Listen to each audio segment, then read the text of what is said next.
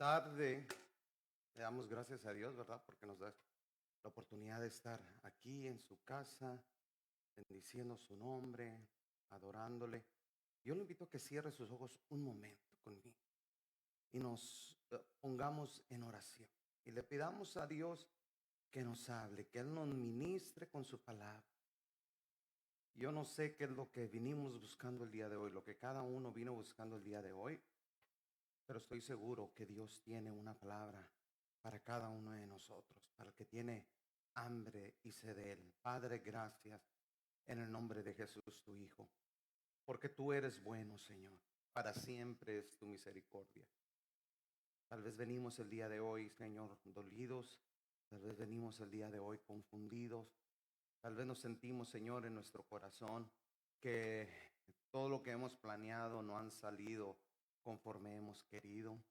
Yo te pido, Padre, en el nombre todopoderoso de Jesucristo, que el día de hoy nos hables con tu palabra, que el día de hoy nos ministres, que el día de hoy toques las fibras más profundas de nuestro corazón, que nos abras los ojos, que nos abras el entendimiento, porque queremos agradarte.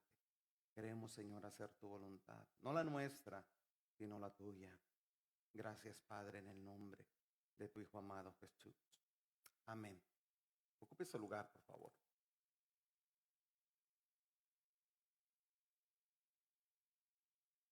Vamos sintiendo que cómo el clima va cambiando, ¿verdad? Creemos que los días de calor ya quedaron atrás. ¿Creemos o queremos? Queremos, pero solo Dios sabe. ¿Cuántos de ustedes han disfrutado la lluvia en estos días? Y dice la palabra que Dios hace llover sobre justos e injustos, sobre buenos y sobre malos. Pero eso, la bendición para todos, ¿sabe? Y así es su palabra. Dios trae su palabra sobre todo aquel que necesita, independientemente del concepto que cada quien tenga de sí mismo o de sí misma.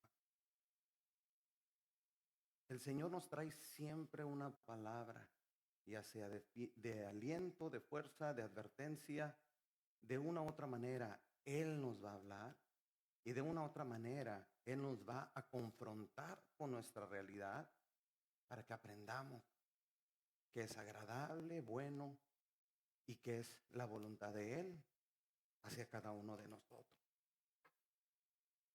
El día de hoy vamos a empezar un tema que vamos a estar tratando todo el mes de octubre. Y generalmente muchas personas disponen que en octubre, pues bueno, vamos a enseñar entre X o Y, cualquier sinnúmero de temas.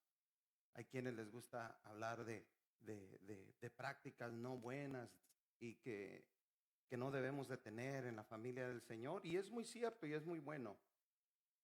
Pero buscando el rostro del Señor y pidiéndole de su dirección, hemos decidido en este mes hablar de un tema importantísimo. Y eso es la familia. ¿Cuántos de ustedes de aquí son partes de una familia? ¿Hoy nomás algunos? No, todos, todos somos parte de la familia, ¿verdad? Sabe, y he estado leyendo recientemente y desde unos meses hacia acá he visto muchos autores contemporáneos que piensan que la familia es una especie en extinción. Es una especie que está en peligro de extinción. ¿Ha escuchado usted ese tipo de comentarios? Tal vez en el radio, tal vez en la televisión. Algunos piensan que la familia tal y como la conocemos pudiera desaparecer, ¿verdad? Y quienes dicen que la familia está en peligro de extinción es porque por la percepción que hay hoy en día. Pareciera que en nuestros tiempos la familia es algo ya secundario, ¿verdad? O muchas veces inexistente. Como que la familia ya no importa. Como que lo que nos enfocamos únicamente es en el individuo, en el yo. Y este tipo de pensamiento procede de dos tipos o dos formas de pensar o dos formas de ver la vida. Hay algunas personas que opinan que nos enfocamos tanto en nosotros mismos que se nos olvida de dónde provenimos. Se nos olvida cuál es nuestro origen, ¿verdad? Y le digo una cosa, los latinos que vivimos en este país, los hispanos que vivimos en este país, muchas veces los padres sienten que es un pecado mayor que los hijos olviden sus raíces. ¿O no lo ha escuchado usted? La pregunta, ¿es importante que nuestros hijos, nuestros familiares conozcan sus raíces? Pues probablemente sí, ¿verdad? Porque eso nos da la identidad. Pero por otro lado, hay quienes piensan, tienen la manera de pensar y de ver la vida, que nos enfocamos tanto en los demás, en los otros, en las personas que conforman nuestro círculo más cercano, que se nos olvida nuestra individualidad. No he escuchado personas que dicen, especialmente mujeres, soy madre antes que ser mujer, ¿verdad? Soy madre antes de ser esposa. O soy madre antes de ser yo misma. Yo no le voy a decir está bien, está mal, pero hay que tener cuidado. Porque quienes dicen que nos enfocamos tantos en otros, se nos olvida quiénes somos, perdemos nuestra identidad, perdemos nuestra individualidad y vivimos en desagusto, vivimos en tristeza, ¿verdad? Yo no sé cuál es la manera de ver la vida, yo no sé cuál es su manera de pensar o de ver cómo estamos viviendo hoy en día, pero algo es una realidad, que todos los extremos pueden llegar a ser muy perjudiciales, todos los extremos pueden llegar a ser malos, pero hay algo que debemos de tener bien claro. No podemos negar de dónde provenimos, no podemos negar nuestro origen, ni tampoco podemos negar nuestra individualidad. No podemos negar quiénes somos o lo que somos. Negar una cosa o negar la otra es donde empiezan los problemas y es donde se crean los conflictos. Somos parte de una familia, pero somos individuos dentro de una familia.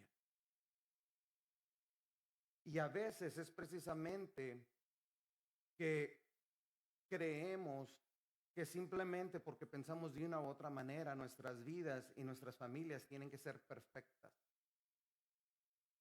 ¿Cuántos de ustedes tienen la familia perfecta? Ah, no, pues yo sí. No, no todos tenemos familias imperfectas y perfectas a la vez. Pero ¿cómo? Se le llama la dualidad de las cosas. Tu familia puede ser excelente en una cosa, pero puede ser no tan excelente en otra. Pero no dejan de ser familia y no dejan de ser importantes. Podemos tener a la abuelita enojona o a la abuelita cariñosa, pero no deja de ser abuelita y no deja de ser amorosa. Hay abuelitos que enseñan su amor de una manera distinta, ¿verdad? Yo lo veía en mi familia, los dos partes de mi familia. Por parte de mi mamá, mi abuelita era, muchachos, no se metan a mi jardín, no me anden cortando las flores. Y se enojaba porque nos andábamos en su jardín, tenía un jardín enorme, un patio enorme y muchas plantas y muchos árboles. No me anden agarrando, no le anden agarrando a su abuelito las herramientas. Y andabas haciendo a mi abuelita coraje. Pero ya después de que hacía coraje venía, vengan para acá. Y ahí vamos, vengan a la cocina. Y ahí vamos a la regañada. Siéntense. Y ahí vamos regañado. Ahora, ¿qué quieren comer? Ay, pues no estabas tan enojada, abuelita. ¿Qué tienen ganas de comer? Una tacita de café, unas tortillitas, ¿qué es lo que quieren? Ay, abuelitas, parecía que estaba muy enojada, pero después ¡pum! Sale el cariño. ¿De dónde? Pues de donde, de donde lo tenía guardado, de su corazón. Y por parte de mi papá, mi abuelita era muy tranquila.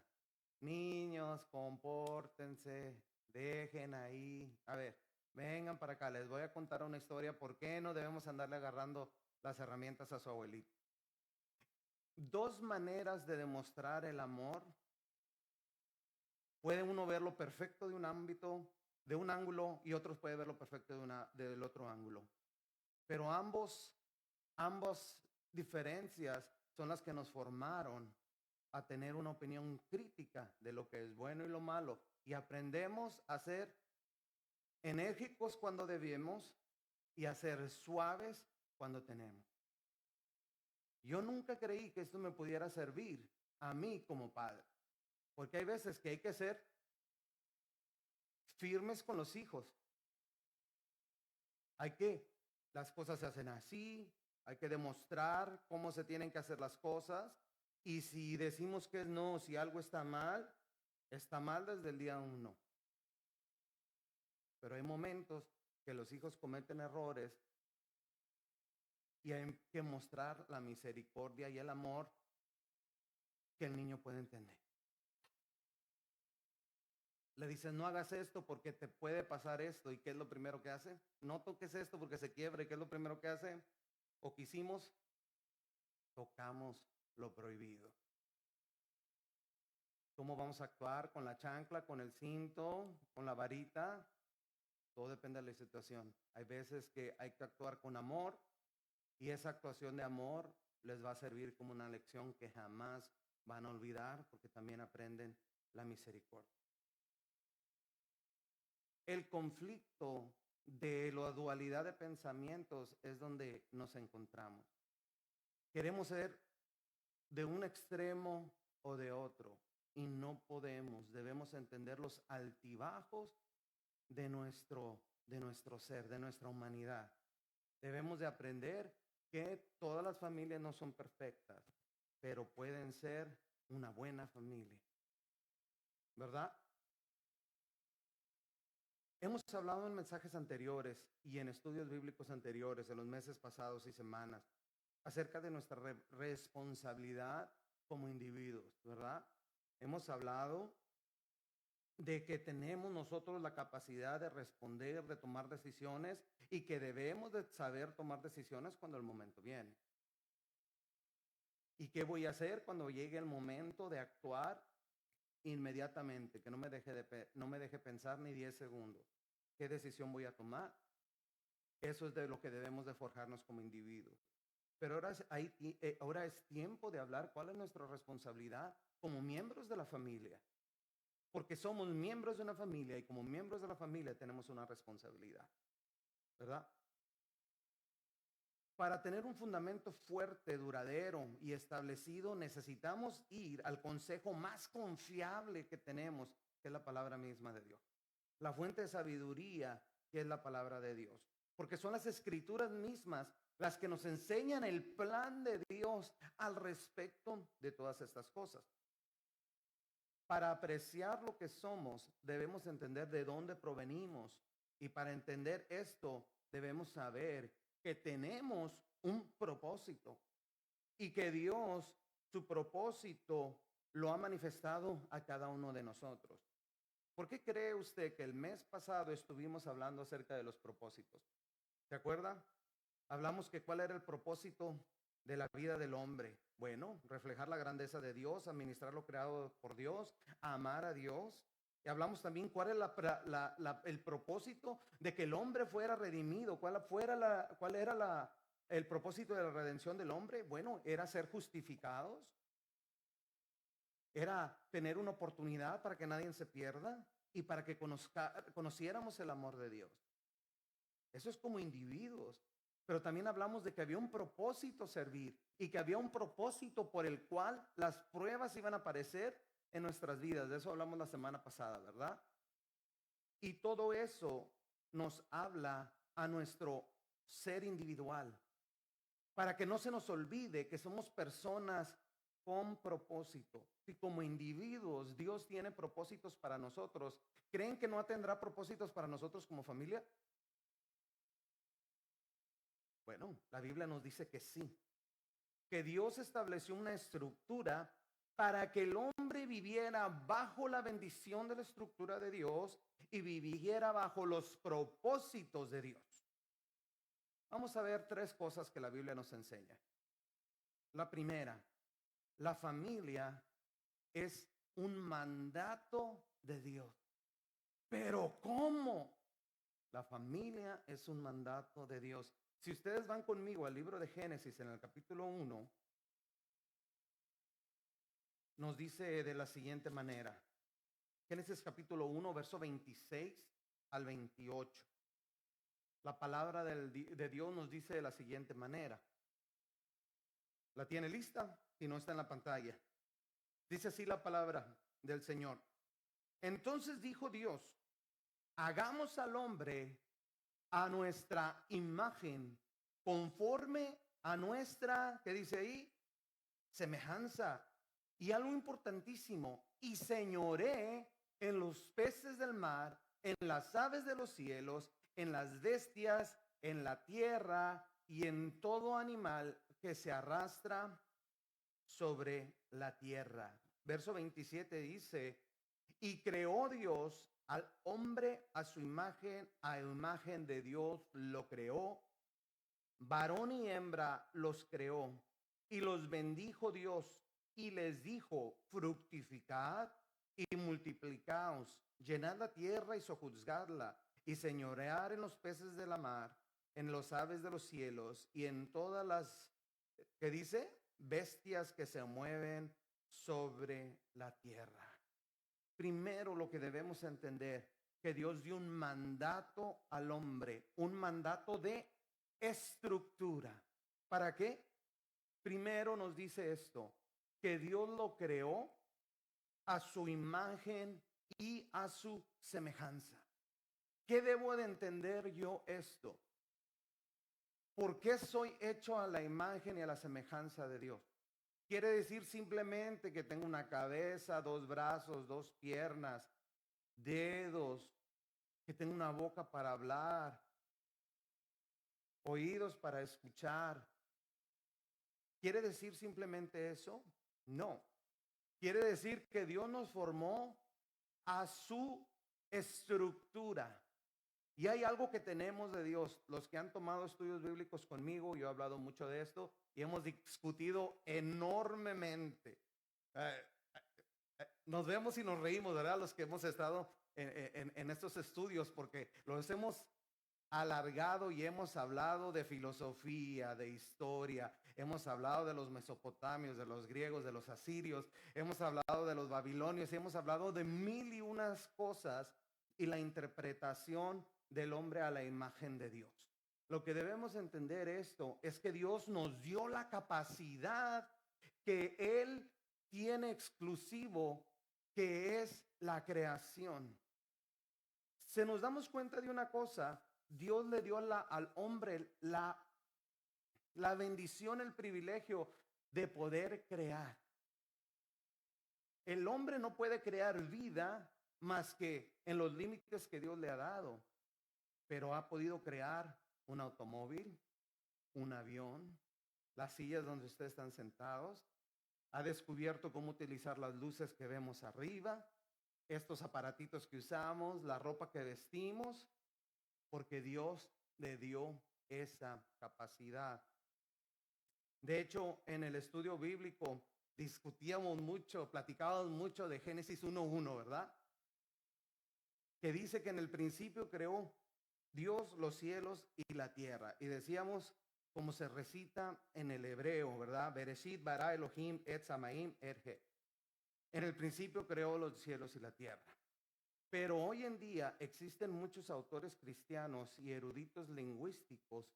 Uno de ellos que he escuchado yo, el doctor Yatensi Bonilla, experto, doctor bíblico e experto lingüista, que dice que el verbo que se utiliza en el primer versículo de la Biblia, la palabra crear, la palabra bara de crear, es una palabra que se tradujo en un idioma muy moderno. ¿Por qué? Porque el hebreo, cuando fue escrito la Biblia, no contenía vocales. Las vocales fueron puestas muchos años después y se agregaron solamente puntitos sobre las mismas letras para denominar las vocales. Y comenta el doctor Bonilla que muchos expertos lingüistas, igual que como él es lingüista, dicen que la traducción más exacta del verbo crear no es el pasado perfecto crear, sino no es la palabra vará, sino la palabra varó con o en lugar de a, que significa en conjunción, la manera que se conjuga es como lo que dicen gerundio, es un tiempo constante. Dice que en el principio comenzó Dios a crear todas las cosas. Dice que así es una manera más exacta de traducir esa porción. En el principio comenzó Dios a crear las cosas. ¿Y qué nos dicen muchos de los eruditos bíblicos? Que Dios le dio un principio a todos y dejó que la creación se siguiera desarrollando conforme Él la instituyó. Cuando le dio al hombre esa capacidad que hoy tiene, se la dio para que el hombre la siguiera desarrollando. Por eso dicen los escolares hebreos, Dios no dijo hágase el avión, Dios no dijo hágase un edificio, Dios se lo dio al hombre para que siguiera con lo que él había creado. Y si algo sabemos bien importante, que Dios le dio la sabiduría al hombre y que ninguna otra especie creada por Dios tiene la misma sabiduría que el Señor. La gente puede argumentar, bueno, la naturaleza tiene la capacidad de crear. Probablemente, pero sabemos esto, la naturaleza no es consciente de lo que crea. Simplemente es un esfuerzo colectivo de seguir haciendo lo que cada miembro que la compone sabe hacer. Le pongo un ejemplo. Si en este lugar dejamos de cortar el pasto, ¿sabe qué pasa? En 3 meses se nos hace un monte aquí. ¿Se acuerdan ustedes cuando empezaron los encierros por COVID? El cielo se limpió, las calles quedaron bien limpias, animalitos que nunca tenían años, que no se acercaban a las ciudades, empezaron a aparecer. ¿Por qué? Porque Dios estableció un cauce a la naturaleza y la naturaleza sigue ese cauce, pero no va a cambiar. Usted no va a ver el día de mañana un conejito con zapatos, ni va a ver un venado manejando un Mercedes-Benz, porque no tienen esa capacidad que el hombre tiene. ¿Y qué es lo que ha hecho el hombre? Ha aprendido a trabajar con lo que Dios le dio. Ha aprendido a señorearse, que fue la segunda cosa que le dijo Dios, ¿verdad? Le permitió que creara, después le dijo que tenía que multiplicarse. Fue la voluntad de Dios que el hombre poblara la tierra, que el ser humano poblara la tierra, que se expandieran, que crecieran, que hicieran sociedades. Eso fue voluntad de Dios. Fue voluntad de Dios que vivieran en pareja. Pero vivir en pareja, desafortunadamente, no quiere decir vivir en familia. Desgraciadamente, ¿verdad? Eso es la intención de Dios, pero el hombre lo ha cambiado un poquito, porque a veces hay quienes viven en pareja por comodidad, por convivencia, por compromisos o por cualquier otro motivo desconocido para todos nosotros. Pero fue la voluntad de Dios que el hombre viviera en pareja. Y aparte le dio autoridad para, dice la Biblia, para enseñorearse sobre todo lo que tiene vida. Y lo podemos ver. No ha el hombre domesticado a cuanto animal salvaje se ha podido. ¿o no? ¿No hemos aprendido a dominar a un elefante que se multiplique en 300 veces nuestro poder? Creo que es 300 veces, ¿verdad? La fuerza que un elefante tiene comparada a la fuerza de un hombre. Algo así, 300 veces creo, si no me equivoco. Me puedo estar equivocando. Puede ser más o puede ser menos. Pero ya con que tuviera 5 veces más la fuerza del hombre, ya es suficiente para ser una fuerza incontrolable. Y el hombre ha aprendido a controlar a animales. Ha aprendido a dominar a los delfines salvajes. Ha aprendido a vivir con animales tan feroces como un león, como un tigre, aún con los tiburones. ¿Por qué? Porque eso es lo que Dios le dio, la estructura. Y aún ha podido el hombre dominar las cosas que no se ven. Pudo el hombre descubrir cómo controlar las bacterias, cómo vivir con los virus y muchas otras cosas. Si esto no es sabiduría de Dios, ¿de dónde proviene esta sabiduría? Pero, ¿qué es lo que ha acontecido? Que Satanás ha querido transgiversar, mover, entorpecer siempre la autoridad que Dios le ha dado y el mandato que Dios le ha dado el hombre. Desde el jardín del Edén vemos algo. El enemigo quiere desviar el propósito de Dios para el hombre y quiere hacer al hombre desviarse del mandato que Dios le dio. Satanás, no me voy a ir al momento de la caída del hombre y la mujer, porque ustedes la saben muy bien. Es una historia que todos conocemos, pero nos damos cuenta de una cosa: Satanás le hace pensar al hombre que puede confiar más en su instinto que en Dios mismo. No le dijo la serpiente a la mujer que comiera del fruto de la sabiduría, del conocimiento. Y la mujer que le dijo, Dios no los ha prohibido. ¿Y qué le dijo la serpiente? Ah, pero Dios te lo prohibió porque no te ha dicho que el día que tú te lo comas serás como Él. Y así trata el enemigo todo el tiempo, de torcer lo que Dios ha hecho, haciéndonos creer que podemos confiar más en lo que nosotros vemos que en lo que Dios nos dice que está establecido. El hecho de lo que Dios hizo no lo podemos cambiar. Lo que Dios estableció no lo podemos cambiar o alterar por capricho o por deseo. Lo que Dios lo hizo por un propósito. Y cuando el hombre mete la mano en lo que Dios ha establecido y en el propósito que Dios ha establecido, ¿qué pasa? Empiezan los desastres. Empiezan los desastres. Segunda cosa que nos enseña la Biblia: el matrimonio es institución de Dios. No es un invento que nosotros nos hemos hecho porque las mujeres se ven muy bonitas en vestido de novia. No es algo que nosotros hacemos porque los hombres se ven muy elegantes en traje o en un saco o un traje completo de frac, en un tuxedo, en un traje de moñito. Se ve bonito, ¿verdad? Y las mujeres se ven radiantes y hermosas en sus vestidos de novia. Pero eso no es invención nuestra. Fue algo que Dios estableció desde el principio de la creación. En Génesis capítulo 2, verso 24 nos dice: por tanto, dejará el hombre a su padre y a su madre y se unirá a su mujer y serán ¿qué? ¿Qué serán qué? Una sola carne. La pregunta es aquí: ¿por qué dice Dios dejará al hombre a su padre y a su madre? Si Adán y Eva no tenían papá y no tenían mamá. ¿Se había puesto a pensar usted eso? Dios dice, dejará al hombre a su padre y a su madre, pero ni uno de los dos tenían ni uno ni lo otro, porque fueron creados por Dios.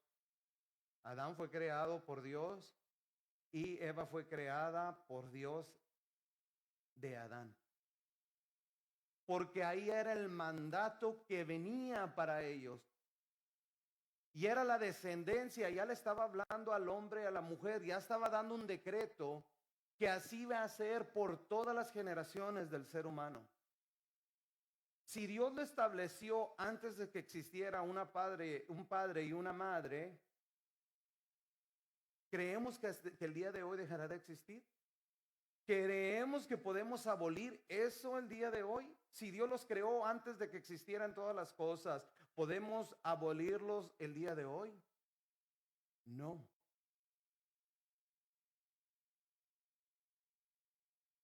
Nos hemos movido y nos hemos metido en un ir y venir y en una serie de rencillas entre hombres y mujeres, el hombre diciéndole a la mujer, tú me necesitas, y la mujer, no, tú me necesitas a mí, si yo no existo, tú no puedes existir.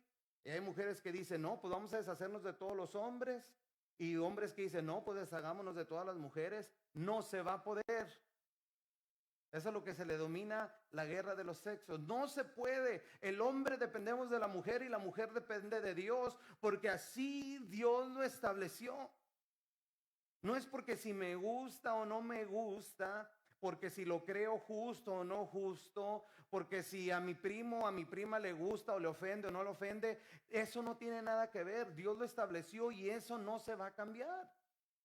Porque no podemos cambiar, puesto que no tenemos el poder de crear de la nada como Dios. Es como si dijéramos, queremos que los desiertos dejen de existir. ¿Pueden dejar de existir los desiertos? ¿Podemos sembrar en un desierto? ¿Lo podemos convertir en una tierra fértil? Y aún si se pudiera, se va a comenzar otro desierto en otra parte del mundo.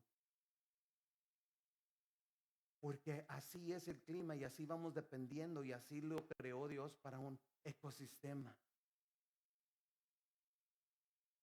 Dice la gente, no, pues aquí en esta ciudad nos falta más pavimentación. Bueno, cuando llenemos de concreto toda esta tierra, se van a ir los animalitos que antes existían. Como en ciudades enormes como Nueva York, Los Ángeles, Chicago, hay problemas. ¿Por qué? Porque los animales que eran originales de ahí ya no están. Y ciudades como Nueva York se quedaron infestadas de animales roedores y ¿cómo se llaman? Sus predadores naturales ya no existen porque las condiciones para que existieran ya no están. Y empezaron a venir especies invasivas y hay problemas en ciudades muy grandes. Me decía una persona, dijo, es muy bonito vivir en Nueva York. Lo que no es bonito es las ratas, los ratones, los cucarachos, lo esto, y esto, y esto, y esto, y esto, y esto, y esto. Dice cosas que no te imaginas, pero sí pasa. Que yo no sabía que era tan así vivir ahí. Dijo, no, a veces los olores de la ciudad, esto y lo otro, no son como te los pintan. ¿Pero por qué? Porque hemos tratado nosotros de llevar nuestra fuerza, lo que se nos fue dado, sin administrarlo propiamente. El hombre recibió mandato de Dios de que va a dejar todo, su origen, su familia, para formar una nueva familia. El hombre y la mujer son bendecidos por Dios cuando se unen en matrimonio. Dios los vuelve a unir como unió a Adán y Eva en el Edén. Porque cuando venimos de dos familias distintas, ¿qué nos une? Simplemente el amor. No tenemos lazos familiares, no tenemos lazos de sangre. ¿Qué nos une? El amor. ¿Y por qué nos nace el amor? Porque yo puedo vivir por una persona que no creció conmigo, que yo no le debía nada, que no era nada mío, pero llegué a quererle, a apreciarle y amarle tanto que ahora yo doy mi vida por esa persona. ¿Por qué? Porque así nos creó Dios. Porque ¿cómo pues podríamos vivir en familia? Si Dios no nos hubiera dado esta capacidad de tener conocimiento, de pensar, de tomar decisiones como Él lo hizo, de poder aprender a amar, tal vez viviríamos o hubiera el hombre vivido como algunas especies animales. No he escuchado hasta especies que son muy queridas para nosotros, muy cercanas al ser humano, que aún los mismos padres, si no hay que comer, se devoran a sus propios hijos. Eso es en el mundo animal. que las propias parejas se matan uno al otro y se comen uno al otro, que los hijos se comen a los padres. Imagínense que pasara eso, que Dios nos hubiera creado así, fuera un desastre aquí, una escena horrible. Pero Dios nos creó con esa sabiduría y para que hubiera bendición cada vez que una familia se comenzara a formar. Por eso, cuando vivimos fuera de la voluntad de Dios, fuera de los estatutos de Dios, es cuando los problemas comienzan a venir. ¿Por qué? Porque no hay bendición de Dios sobre la familia. Porque no estamos siguiendo el mandato y la estructura de Dios. Podemos vivir bien, tal vez, pero estamos viviendo en bendición. ¿Estamos viviendo agradables a Dios? Bueno, esa es una historia totalmente distinta. Marcos capítulo 19, verso 6 nos dice lo siguiente. ¿Ya se cansaron? ¿Ya se quieren ir? ¿Ya tienen hambre? Y dice, hermana, sí, yo ya tengo hambre. Mateo 19, verso 6 nos dice de la siguiente manera. Habiendo Dios instituido el matrimonio, nos dice, así que ya no son más, así que no son ya más dos, sino una sola carne. Por tanto, lo que Dios juntó, no lo separe el hombre. Si bien Dios no elige a la persona con quien te vas a casar, sí lo bendice cuando en esa decisión buscamos agradarle, buscamos su consejo. El pastor Jim hace muchos años nos dio una enseñanza al respecto. No sé si el hermano Cordero se acuerda de esa enseñanza hace muchos años. Y nos dijo, tengamos cuidado en decir que Dios me casó con alguien. Dijo, ¿qué pasaría si tu matrimonio no funciona? ¿Sería entonces la culpa de Dios? Dijo, es muy raro, y es cierto, en la escritura ver que Dios le haya ordenado a alguien que se vaya y se case con alguien específico. Son muy contadas las veces. Lo hizo con el profeta, ay, se me escapó, Oseas, que le dijo, ve a casarte con esta mujer, cásate con una mujer de la vida galante. Gomer era su nombre, ¿verdad? Dijo, con un propósito que el pueblo de Israel vea que así como esta mujer te va a tratar a ti, ellos me están tratando a mí. Son muy contadas las veces que Dios dio una orden directa.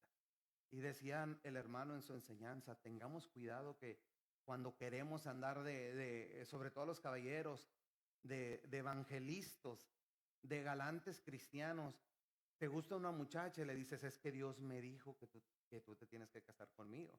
O cuidado. Y a mí me tocó tanto escuchar eso que la gente decía así, no, es que Dios me dijo que tú te ibas a casar conmigo. Cuando Dios no ha dicho absolutamente nada. Nos decía nuestro hermano Jim, Dios no está en el negocio de casar o no. Él nos ha dado la libertad de poder hacerlo. Lo importante es buscar su consejo. Señor, ¿es esto agradable para ti? ¿Es esta relación buena delante de tus ojos?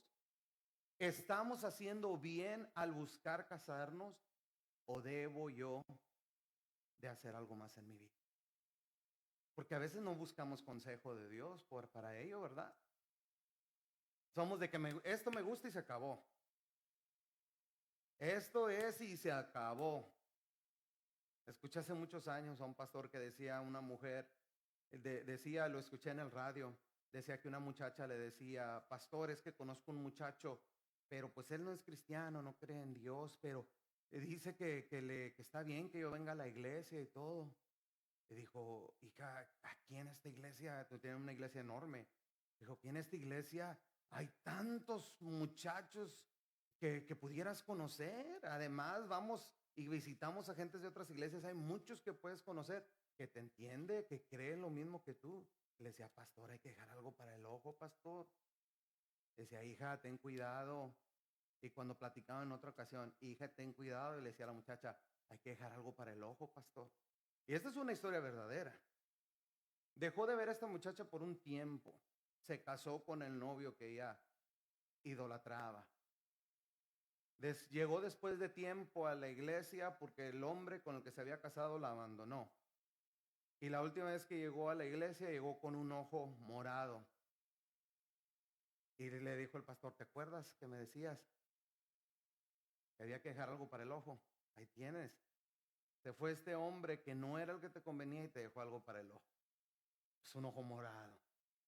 La pregunta es, ¿que le va a pasar esto a todo el mundo? No. Pero ¿por qué nos arriesgamos a no buscar la voluntad de Dios al decirle, Señor, esto es lo que desea mi corazón? ¿Es tu voluntad? ¿Qué perdemos? Simplemente que Dios nos diga no.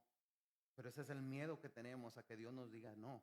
Pero déjame decirte una cosa, Dios tiene algo establecido y nos dice que el matrimonio es algo de bendición. ¿A poco Dios nos dejará sin esa bendición? Claro que no, pero a veces nos parece eterno, ¿verdad? Ay, no, yo ya me quedé, ya no me voy a casar nunca. Me decía un amigo, él se casó pues a muy buena edad, se casó como a los 30 años, muy buena edad. Pero decía, no, yo nunca creo que ya no me voy a casar, desde que tenía como 24 años. No, es que no he encontrado la mujer ideal. No te preocupes, tienes 24 años. No te apures, ¿cuál es la prisa? Si no es este año, tal vez será el próximo. Pero empezó a buscar una y otra y se fue fracaso tras fracaso, tras fracaso. Hasta que dijo, ya estuvo bien, ya le intenté, me fue mal. Y le volvíamos a repetir, es que estás apresurando las cosas. No, pero ya tengo quién sabe qué edad. Pero no es eso, es que tú estás buscando y que quieres a fuerzas esto y esto y esto y esto. Cuando hay señales claras de que la persona con la que estás intentando establecer una relación no están en la misma, no están en la misma página, no son compatibles. Y así quedó. Así quedó con el que no, yo nunca me voy a casar, no, ya fracasé aquí, fracasé allá. Y el tiempo le dije, todos los amigos le decíamos, busca de Dios, busca consejo a su tiempo, sal, platica, conoce personas, pero crea una amistad. Al final del día, cuando menos se lo esperó, le presentaron una muchacha y le dijeron, oye, mira, te presento fulanita de tal, él sin interés alguno, hola, ¿cómo te va? Mucho gusto, mi nombre es tal y tal, y ¿cómo estás? Gusto de platicarte, de conocerte. La vio 3, 4 veces en la iglesia, se sentaron juntos a platicar y siguieron platicando y platicando, y eso se volvió un mensaje de texto, y después se invitó en una llamada telefónica y después en una invitación a un café y después una salida a cenar, y cuando menos nos los esperábamos ya estábamos todos en la boda. Dijimos, pero ¿cuándo pasó esto y cómo pasó? La bendición está ahí porque Dios lo creó para el hombre. Dios eligió que el hombre viviera así, que fuera el balance. Nosotros dependemos de nuestras parejas. Dependemos porque nos complementan en lo que no podemos. A mí me encanta que mi esposa me complementa en cosas que yo no puedo o no sé hacer. Cosas que no me vienen naturalmente. Y pienso que yo también la complemento a ella en todas estas cosas. Y yo le doy gracias a Dios porque tengo a la mujer correcta para mí. Porque satisface todo lo que yo necesito en mi mente, en mi corazón, porque me complementa, porque me saca lo mejor de mí. Pero a veces como pareja también sacamos lo peor de nosotros, ¿verdad? Pero es un complemento. Y yo digo, no veo mi vida con una persona distinta a él. Así lo estableció Dios. Y ahí es donde encontramos bendición. Pero la necedad del hombre es la que nos lleva a querer buscar aquí y acá, a estar inconformes con lo que Dios nos ha dado. Porque siempre el pasto es más verde en otro lugar, ¿verdad? Siempre el pasto del vecino es más bonito que el de nosotros. Siempre el vehículo del vecino pensamos que es más bonita que nosotros. Siempre creemos que la familia del primo, del prima, de la abuelita es más bonita que la de nosotros, pero no nos detenemos a pensar que lo que tenemos es bendición de Dios. Y si no estamos bajo bendición de Dios, tenemos ahorita todavía la facultad de hacer los cambios necesarios.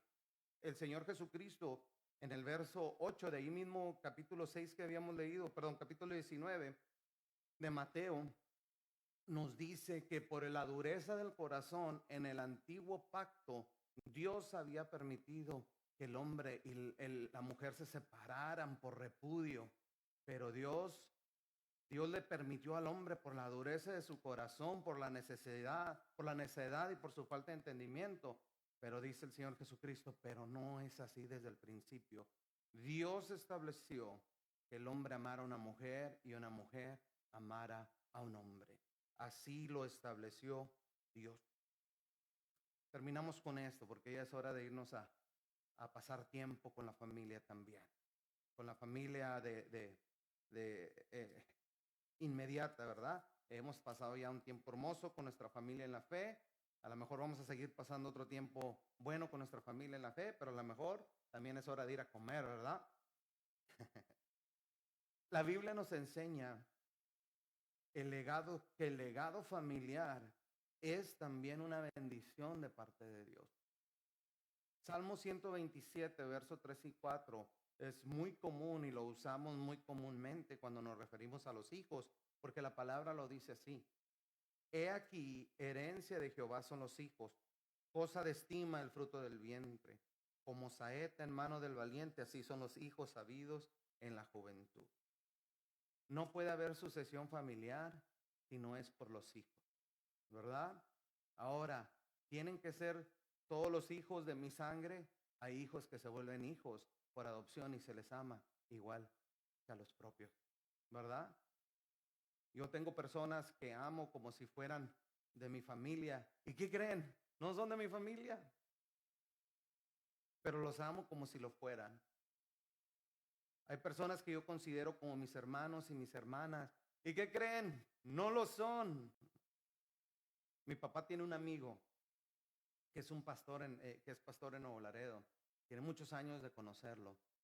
Y este hombre siempre le decía a mi papá, le decía papá, porque mi papá fue el quien lo llevó a los pies de Cristo, fue el que le habló de la palabra del Señor, fue el que le discipuló, fue el que lo enseñó en sus primeros años, fue el que estuvo con él ahí desde que él vino a Dios, al Señor, ¿verdad? Conocer del Señor.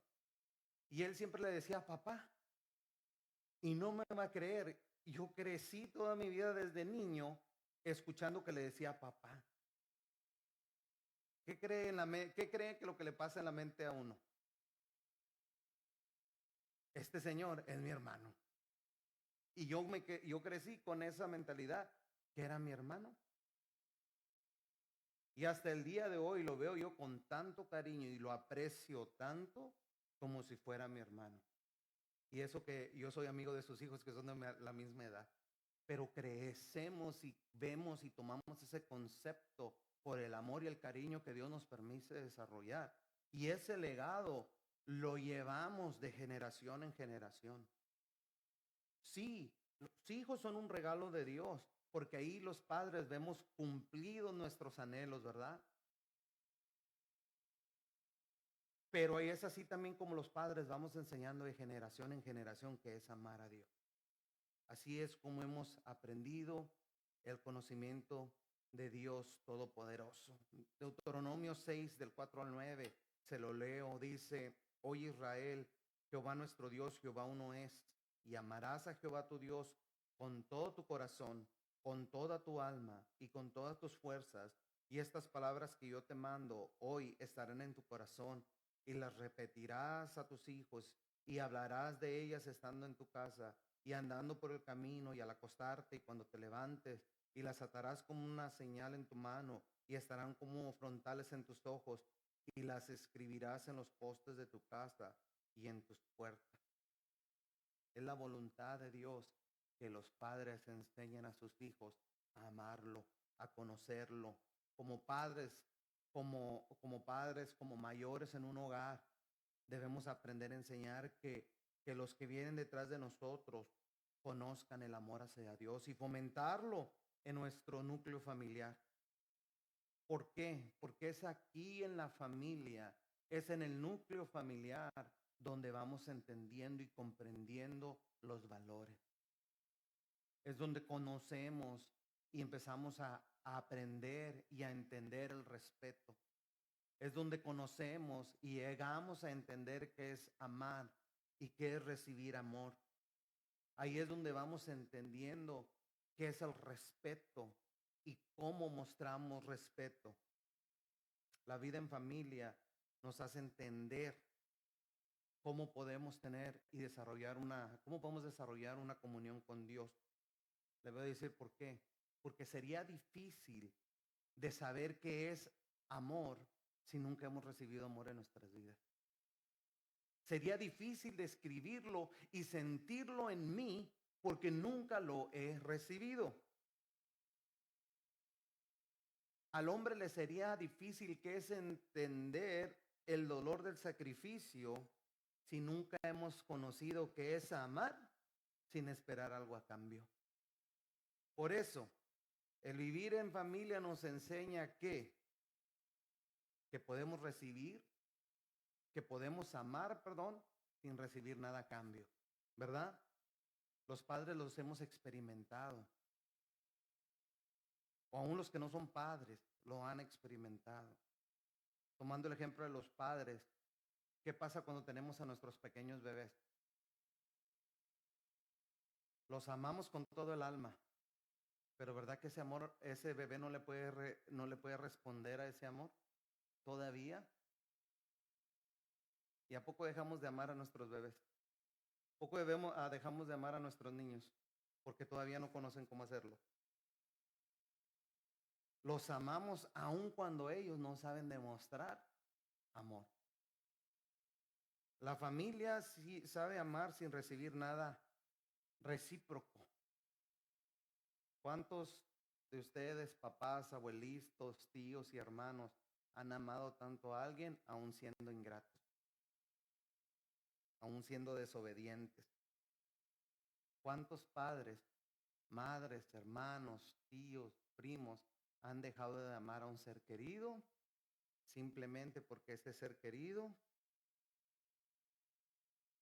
es parte de la familia, aunque ese ser querido no se lo demuestre?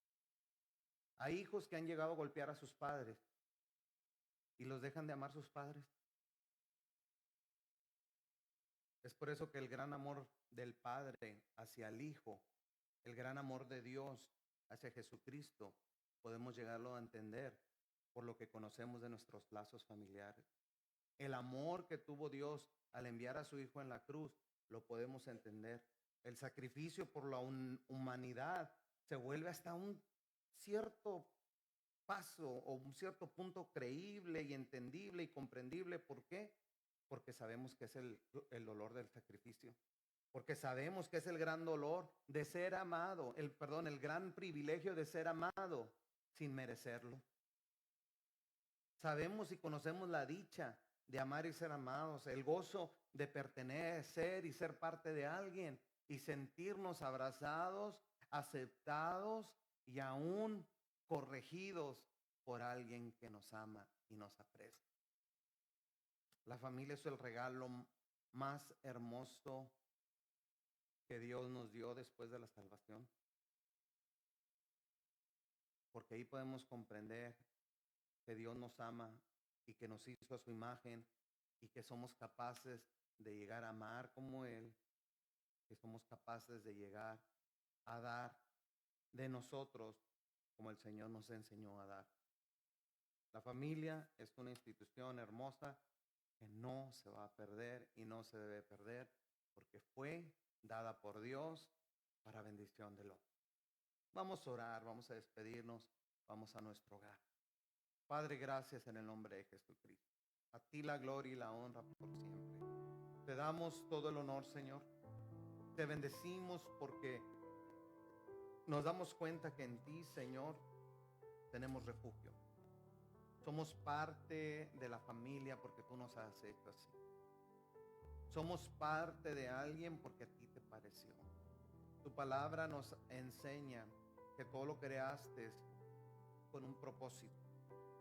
Y la familia es el propósito para que el hombre conozca tu gran amor también. Para que pueda entender qué es amar y recibir amor. Para que pueda saber qué es perdonar y ser perdonado. Para que pueda entender qué es amar y ser amado y aún amar sin merecerlo. Padre, yo te ruego que en nuestro corazón guardemos siempre tus palabras para no pecar contra ti. Así como dice la Escritura, en mi corazón he guardado tus dichos para no pecar contra ti. Y que si hay individuos dentro de la familia que no se sientan parte de ella, Señor, vuelve, Señor, a sanar esos lazos. Si hay familias que están al borde de la destrucción, Padre, trae sanidad. Cambia el corazón del individuo para que podamos ver que tú nos llamaste a estar en unidad. Padre, perdónanos si no te hemos incluido en todo. Padre, perdónanos si hemos querido hacer las cosas a nuestra manera y no te hemos incluido en ninguna de las decisiones que hemos tomado. Si nos hemos equivocado, perdónanos, levántanos y restáuranos, Señor, y ayúdanos a caminar en fe, a caminar conforme a lo que tú has establecido y caminar en bendición. Padre, ayúdanos a hacer tu voluntad y no la nuestra. Bendice a cada uno de mis hermanos y de mis hermanas en tu nombre. Guárdalos, llévalos con bien, bendícelos en sus hogares. Bendice a todos los que forman su familia, a ese núcleo, Señor, en el cual se desarrollan, a ese lugar donde ellos llaman hogar, y a ese grupo de personas que cada uno de nosotros llamamos familia. Padre, en el nombre de Cristo Jesús, nos depositamos en tus manos, pidiendo de tu guianza y tu dirección por siempre. Gracias en el nombre de tu Hijo amado Jesucristo. Amén. Dios los bendiga, hermanos y hermanas. Váyanse a casa con gusto, váyanse a casa con alegría. Y si hay alguien en la familia que no ha visto, aproveche para darle una llamada, aproveche para visitarlo, aproveche de mostrarle cuánto les ama. Amén.